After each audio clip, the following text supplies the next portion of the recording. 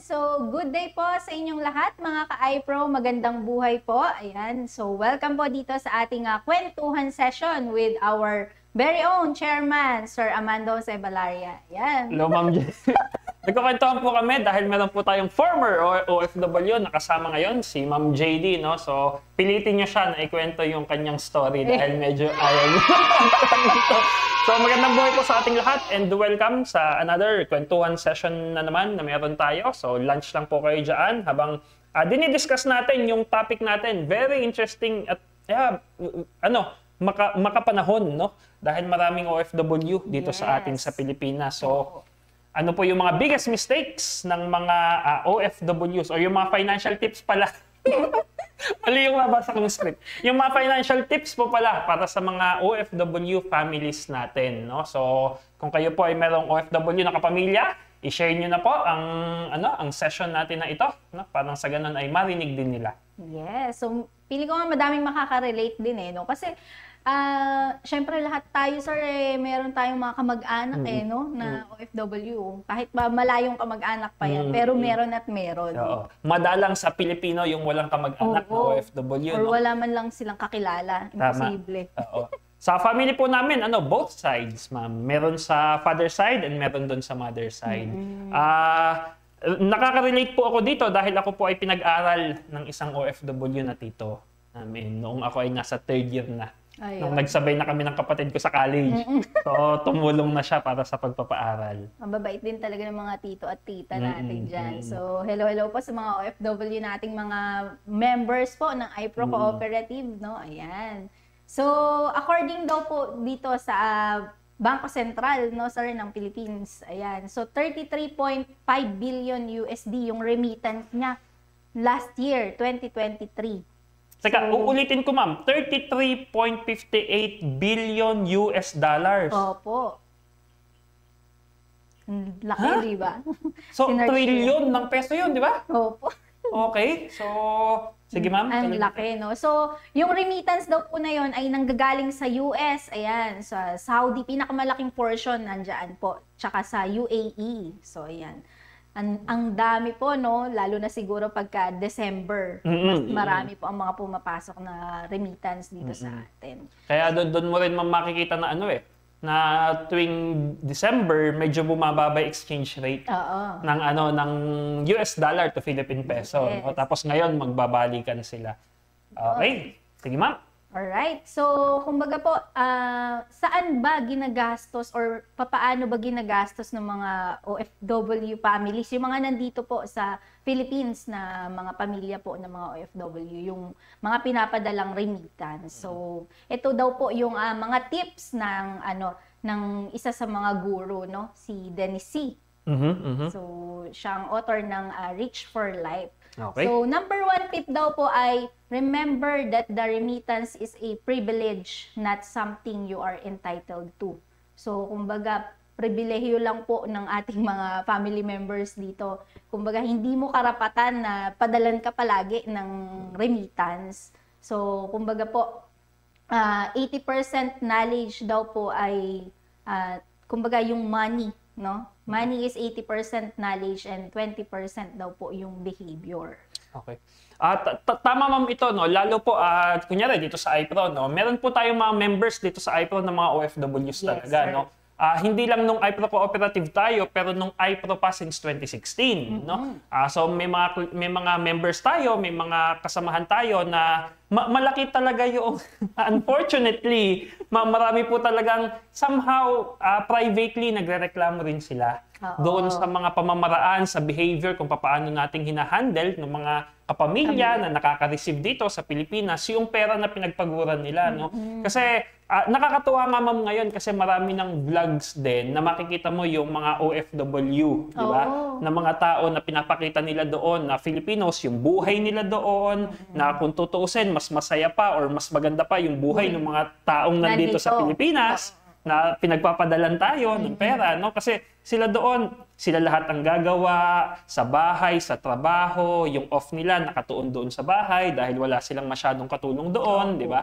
So lahat 'yun ginagawa. And then yung mga families natin dito, syempre may mga taga-laba, may mga taga lahat, di ba? Oo. So parang mas masarap yung buhay natin dito kaysa sa buhay nila doon. No? And before po kasi, actually isa ito sa mga hindi ganun kagaganda ng mga naging culture natin talaga eh. Oo, yung, sir. yung entitlement, no? Self-entitlement. Pag sinabi po nating entitlement, ito yung mga yung mga sila na nga lang ang pinagpapadalan. Sila pa galit. Pagka hindi napadala, mga ganon. Okay ka lang? Totoo po yun, kasi di ba madalas talaga yun eh. Tapos syempre gastos dito, gastos doon, porma dito, porma doon, not knowing yung sacrifices na ginagawa ng mga ng mga tito natin. Actually, sa totohanan lang ma'am, isa ako sa mga guilty pagdating dito. No? Kasi pinag-aral nga po ako ng tito ko, though single siya. No? Pero hindi nagte-take away yun doon sa ginawa ko before. Kasi nag-take over siya sa pagpapaaral ko, parang third year yata, fourth year. No? Yun yung talagang tumulong na siya, parang fourth year siya na halos nagbabayad nun lahat eh. Pero ako yung isa sa mga entitled na inabot ako ng 8 years sa college. So siya lahat doon. Wala akong naririnig na kahit na ano sa kanya. Until parang dumating ma'am yung time na dumating yung time na nung 8th year ko na yata yun, na parang alam ko na parang hindi ako makakatapos nung mga panahon na yon. Parang nagkausap kami. Opo. And then I think na-post ko nga ito doon sa page ko eh. Ang sinabi lang niya sa akin noon is, be fair. Ganun lang kasimple sinabi niya sa akin. Ang sakit! Ang sakit sa dibdib po nung mga panahon na yun. Bata ka eh. Tapos sabi sa'yo, hindi naman na pala ako bata. Mga 22, 23 something na ako. Sabi niya sa akin, just be fair. Napaka-quiet kasi nung tito ko na yun eh. Parang more on self-sacrificing talaga siya. Na parang kung ano yung kaya niya ipoprovide niya nang wala siyang kahit na anong expectation. So parang sinabi niya lang sa akin nun, be fair lang, sabi niya. Kasi hindi mo alam yung mga inaanak ko dito, mga sacrifices niya doon. So, yun po, yun yung mga entitlement natin. So, sabi po dito, pribilehiyo yan at hindi siya entitlement. So, parang ibig lang pong sabihin dito, magkaroon tayo ng empathy or at least malaman natin kung ano yung pinagdadaanan ng mga kapamilya talaga natin doon.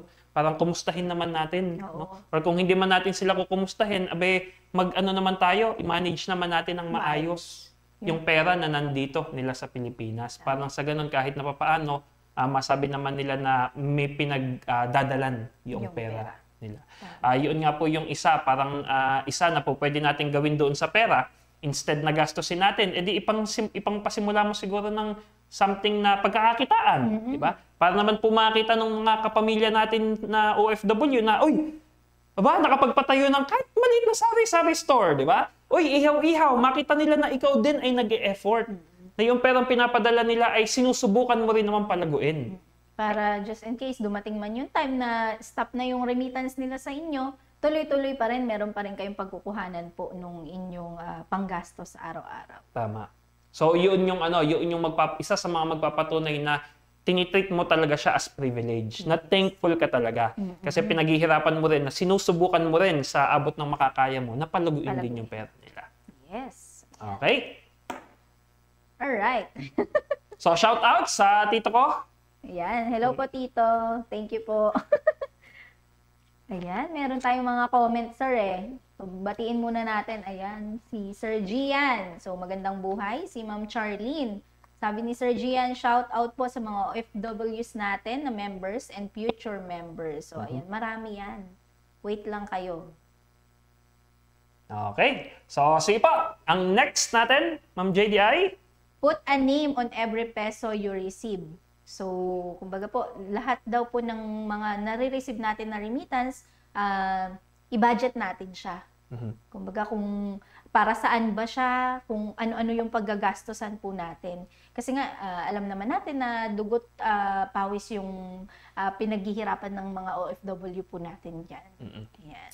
And isa po ito sa mga purpose ng iPro, no? Actually, ini-invite ko na rin po kayong lahat na sa March po kasi, starting March, para po sa mga members natin, mga ka-iPro natin, members o kahit na hindi pa mga members, attend po kayo ng session pagdating sa HMO or health insurance na gaganapin po sa Saturday. Dahil doon din po, i-announce din natin ang bagong magiging series po natin, no? Dito po sa office, katatapos ng series natin na How to Control Your Life, no? So magkakaroon po tayo ng panibagong series ng training. 6 weeks po yun na magi-start po sa March. So doon naman po, ang magiging topic naman natin is how to take control of your finances. So dito naman, pag-uusapan natin, ma'am, ito, yung mga paraan talaga dito, no? Yung budgeting technique, paano magse-save, yung mga insurance na yan, kung kinakailangan natin, investments, and yung mga paraan para nang sa ganon, may increase natin yung income natin dito habang andito tayo sa Pilipinas, no? So doon na rin po, itatopic natin ito, yung sinasabi diyan na budget, kung paano tayong magbabudget. No? Kasi actually, mahirap kasi, ma'am, i-budget talaga ang perang hindi mo pinaghirapan. Agree, di ba? Di ba? Kapag perang pinaghirapan mo, mahirap i-budget yan eh. Kasi parang alam mo kung gaano siya kahirap. Yun yung, kaya po ang number 1 tip noong expert na nagsulat dito sa umpisa is i-treat mo siya as privilege, not entitlement. Kasi kapag ganun yung naging mindset natin, kahit na madali yung pera na pumapasok sa atin, ala ka namang ginagawa doon eh, di ba? Dumadating lang siya. Automatic ATM, no? Ang daig mo pa may investment, di ba? Ang investment, ilang years bago mo makuha. Ito, monthly, di ba? Minsan, mas malaki pa, di ba? Dahil pag tumaas yung exchange rate, mas lalaki pa yung pinadala sa atin. So, ang pagbabudget po ay talagang more on behavior siya. No? Kasi kahit na anong technique ang gawin naman natin pagdating sa budgeting, budgeting is budgeting. Budgeting is just numbers. Now, ang tanong sa atin is, ititreat ba natin siya na naka-name sa atin yung pera na yon at na parang pinaghirapan natin siya, hindi lang mula doon sa madaling paraan na dumating lang siya sa atin. So, ini-invite ko po kayo doon dahil tama po itong tip na ito. Dapat maging responsable tayo. Yun lang naman to eh. Oo. It's all about responsibility, di ba? Putting a name on every peso is just being responsible doon sa pera na ibinigay sa atin. Ganun lang po siya kasimple. So, meron po siya dito na mga pamamaraan na sinabi na yung automatic debit system. So, yes, sir. Ikaw ba, ma'am, ginagawa mo ba ito? Paano ba siyang ginagawa? Automatic debit system, kumbaga, sir, hindi siya automatic, sir. Mag-aalat lang dun sa isang account, parang gano'n. Okay. Alright. Well, sa akin naman, pagdating sa mga bills, parang naka-ada siya. Yung mga auto-debit. Halimbawa, may credit card. So, yung credit card ay hindi ko na siya parang binabayad-bayaran buwan-buwan, parang ganyan. Parang naka-automatic deduction na siya doon para hindi ko na rin siya iisipin. No? Sa akin, nakafocus ka na lang sa pagkita ng pera. Parang ganyan. No? Pero para po sa atin, ang isang sinasabi dito ay yung pagdating sa savings na i-automatic natin siya, auto-debit, pero wala kasing ganun dito sa Pilipinas yata. Parang wala. No, parang ikaw talaga mismo yung, ganito po yung sinasabi niya. Kapag na-receive mo yung remittance, halimbawa, ang na-receive mo is 30,000. No? Kung yung savings ay 20%, 6,000. No? Yung 6,000, tanggalin mo na siya kaagad. Parang ilagay mo na siya doon. Kung hindi po ako nagkakamali, doon sa mga pera padala, nakakatuwa yung ginawa nila eh. Pwede ka na mag-save doon sa mga pera padala. Doon sa mga Cebuana, ganyan. Palawan, yan. Oo, may savings na sila doon para nang sa ganun. Kapag na-receive mo, pasok mo na siya kaagad doon. Ayos yun. Maganda yun. Okay, so tingnan nyo po, lalo doon sa mga baryo, yung mga nasa baryo natin, no? Hindi ko naman inaano yung baryo. Taga-baryo po ako eh. Taga-Bungabon po ako. Wala pong masyadong bangko doon, di ba? Ang mga remittance, ang pagpapadala po doon ay remittance centers lang din. So tingnan niyo po sa mga baryo-baryo natin para nang sa ganon, mai-implement po natin ito kaagad. Okay? Kasi pagka hinawakan mo na yung pera, hindi mo na alam eh, no? Dire-diretso na yung gastos na ganyan. At least pag nandun ka, hawak mo siya, pwede mo na kaagad i-save yun. So parang magiging routine mo na siya every time na magkakaroon ka ng remittance. Tama. Or kung meron pong mga kooperatiba, di ba, na malapit sa inyo, o di kung andun lang din naman siya, idaan mo na kaagad doon pagkakuha mo ng remittance, no? At sabi nga natin, ang 1,000 kapag nabaryahan, ay wala na yan. So, ayun po. Okay, sige ma'am. Sige. So, number 3 po, make money work for you. So, yan naman ay kailangan din talaga, no? na ginagawa po natin ng mga kapamilya po dito. So, sabi lang po dito ni Mr. C, yun nga, parang nabanggit mo naman din kanina, mag-start tayo ng small business. Okay. Diba? So, madami naman ngayon, sir, no? Yung mga online selling, ang dami pong pwedeng pagkakitaan sa bahay. So, kung mahilig kayong magluto, o di pwede mo siyang ibenta sa mga ka-office work mo, mga ganyan. Tama. So, yun, ang pwede po natin gawin para mas mapalago pa natin at syempre, mas matutuwa pa po yung kapamilya natin kasi nag-e-effort tayo na palaguin pa yung perang pinapadala nila. Tama. Alam mo, ma'am, ang isang mas nakakatuwa dyan, yung kapatid ko po kasi ay nasa US. Sila noong asawa ko, yung asawa ko kasi, mas updated pa siya doon sa mga sale pagdating sa US. Alam niyo po, subukan yung i-include yung mga OFW niyo na kapamilya na kung nasaan man po sila, no? Nasa US man sila, nasa Dubai man sila. Kung gusto niyo pong magsimula ng parang business dito, i-include niyo po sila. I'm sure matutuwa po yun kasi parang ganito, ma'am. Sabi nung parang 2 days ago lang ito. Ngayon ko lang naalala. Oo nga, no, applicable siya dito. Sabi po nung kapatid ko doon sa asawa ko, parang why not magtayo ka kaya ng business diyan? Kagaling-galing mong maghanap ng mga sales sa US. Parang gano'n. So yung mga damit ng bata, yung mga damit na yung mga magagandang brands ng mga damit, no, na makukuha sa mga mas murang halaga. Mga sale, ano? So parang ang mangyayari doon, bibilin ng misis ko dito sa Pilipinas, and then ipapadala niya doon sa bahay ng kapatid ko doon, and then ipapapackage ngayon dito sa Pilipinas. So alam mo yun, parang, di ba, parang yung communication nyo rin tuloy-tuloy kapag ganun yung ginawa mo. Nice. O, pwede. Di ba? So, ewan ko, sa Dubai, ano ba yung product sa Dubai nung andun ka? Marami kasi, sir, actually, mga pabango, ganyan. Yung mga damit din naman meron. Kaya lang more on branded kasi pagka doon. Mga sapatos, dyan. Dyan kasi, maraming mga nagsisale. So, yung iba talaga, pagka sale season, mamimili sila. And then, tsaka nila ipapadala dito, then ibebenta ng mga kamag-anak nila. Oh, di ba? Mas maganda po yung ganun. Alam mo yun, parang international business ng inyong pamilya, di ba? Parang nag-import-export ka na, no? Kung tutuusin. So parang kung titingnan, parang ang gandang bonding din noon, no? Na parang nagsisimula kayo ng negosyo, and then, pero mas maganda na wag na ninyo sa kanila kukuhanin. Doon na sa ipon. Surprise nyo, parang ipon kayo. And then sabihin nyo, uy, nakaipon ako. Gamitin kaya natin to pang business. O, bili ka dyan, or ako bibili, para less effort sa'yo, padala mo lang dito. And then kapag napadala mo, di i-business ko dito, di ba? Parang mo yun, di ba? Connection, hindi, yung connection na yung communication ninyo, di ba? Uy, ganito, may dire-diretso, no? Para hindi lang kapag may ipapadala. Pagka mayroong mga nag-message, hello, kamusta ka na? O pagka alam mo na yung kasunod doon. Oo. Iba. Kinsenas na. Wala nang gatas si ganito. Okay, so we hope na nakakatulong po, no, yung mga dinidiscuss natin ngayon dito sa inyo. So number 4 po natin na tip, decide who really needs the money. So kumbaga, sir, sino ba talaga yung may kailangan or dapat yung, kumbaga, may priority tayo doon sa family member. Meron daw po kasing mga story na, kumbaga, yung isang OFW, nagpapadala ng pera doon sa mga pamangkin para makapag-aral. Ayun, tinamaan. Ako yata yan. Pero hindi.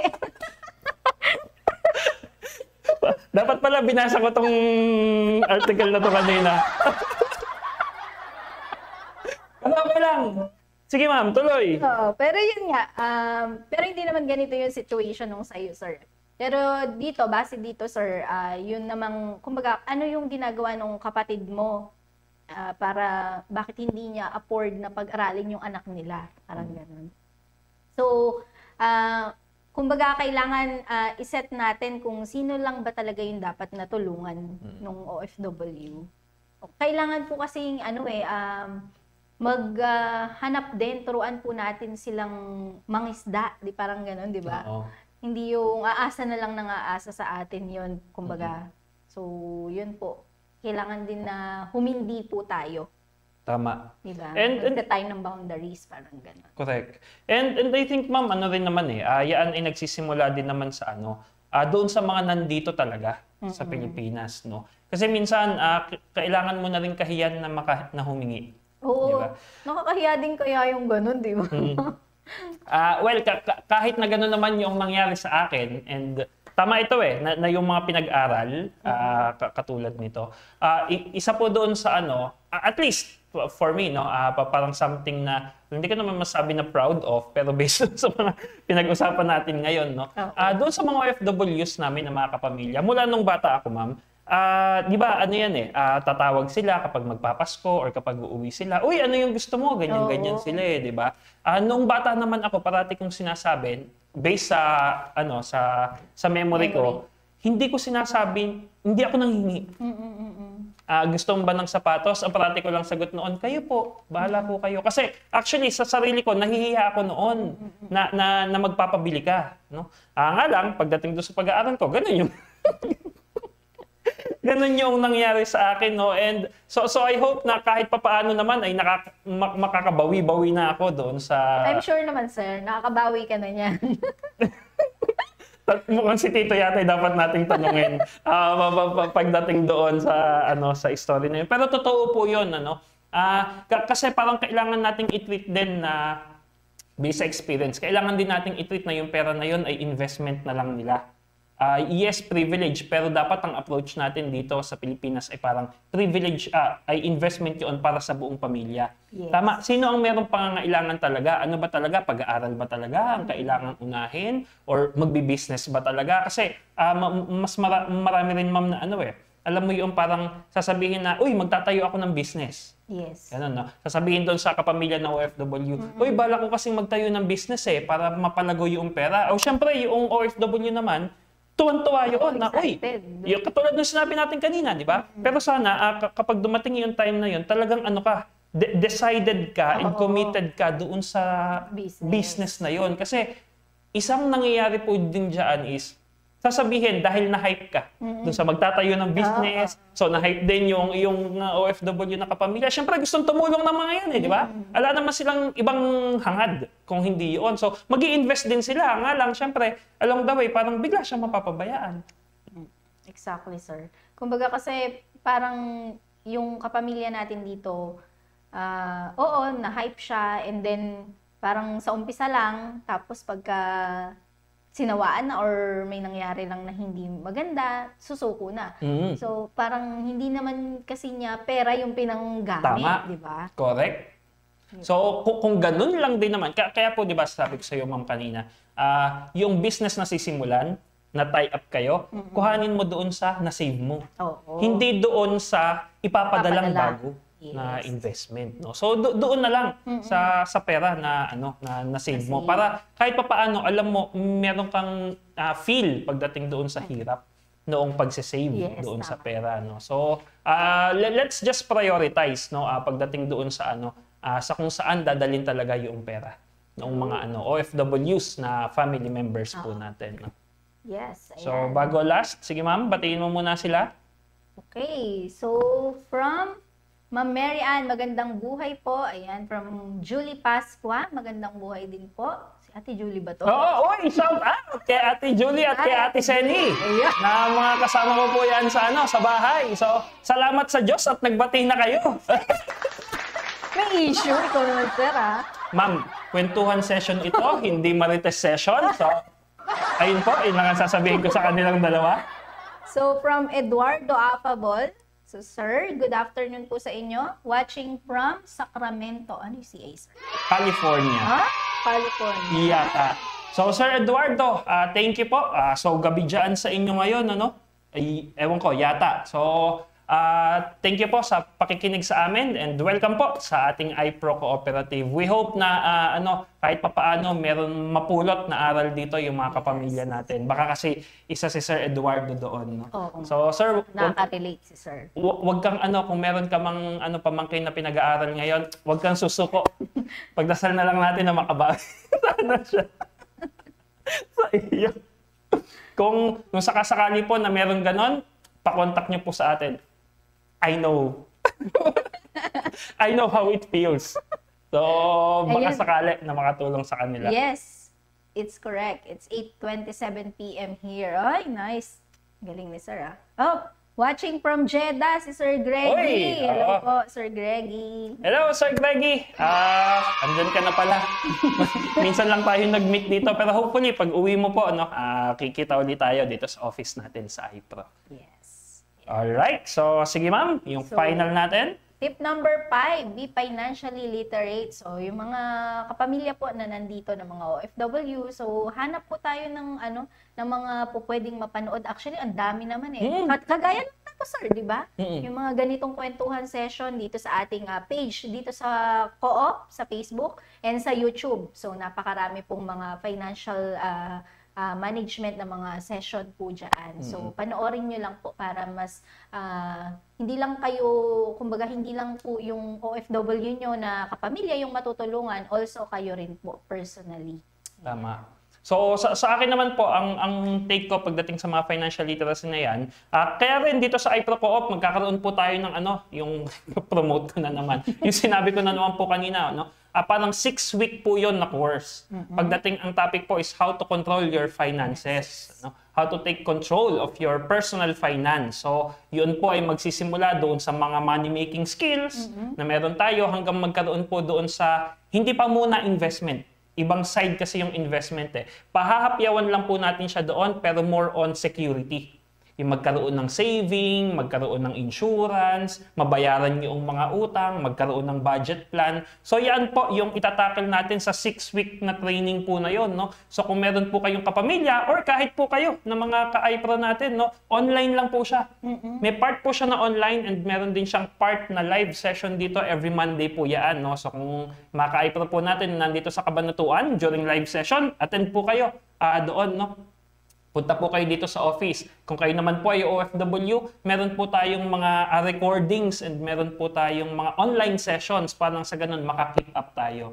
Ito po ay isa sa mga goals ng iPro para sa ganun. Siyempre, makatulong din naman tayo or mabigyan natin ng kahit papaano guidance based po doon sa strategy na meron tayo dito sa iPro. Kasi ma'am, maraming contents. Katulad ng kwentuhan session na ito. Opo. Content po ito, pero ito ay general, no? Kailangan po yung talagang merong parang workbook, may worksheet, may workshop na linggo-linggo na aaralin nyo sila. Paano gumawa ng budget plan. Okay, yan yung topic. O dapat next week sa susunod na session, may dala kang budget plan. Para nang sa ganon, yung execution po natin tuloy-tuloy. Kasi hindi rin sa totohanan naman po sa mga courses, hindi mo naman talaga matututunan yan ng isang linggong nakiupo, di ba?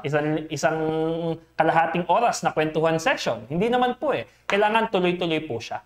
And yun po yung magiging goal natin para sa series natin na yun. So kung magiging interested po kayo, message lang po kayo dito sa sa iPro Cooperative, no? Para nang sa ganon, mabigyan po kayo ng details pagdating doon sa magiging training session po natin na yan. Or series natin. Yan. So, thank you, sir. And ito po, again, from Sir Eduardo, all of my family is here already. Only my wife's side is in the Philippines. Oy, ang sarap naman nito. Congratulations, Sir Eduardo. Nakakatuwa po na malaman na ganyan yung nangyari sa inyong family. So, I know na kahit na mahirap ang buhay diyan, parating niyo pong tatandaan, mas mahirap ang buhay sa Pilipinas. Hindi, joke lang naman. No? Pero yung quality of living kasi pagdating sa retirement stage, syempre iba ang quality of life pagdating sa ibang bansa. No? Lalo halimbawa sa US. Yes, marami kang gastos pagdating sa 401k, Roth RIA, yung mga insurance, etc. Pero at least kapag po nag-retire kayo, pagdating sa healthcare, maganda po dyan kaysa dito sa Pilipinas. Magaganda benefits talaga din, sir, no? Well, talagang mahal lang, pero at least alam mo yung quality of service, no? So ipagdasal na lang natin na in the future mangyari rin yan sa Pilipinas. No?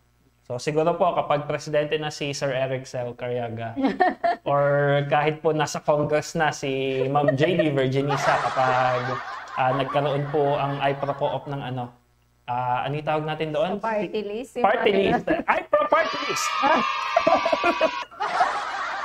So, ayan po. Yun. So, yun lang po for today, sir, no?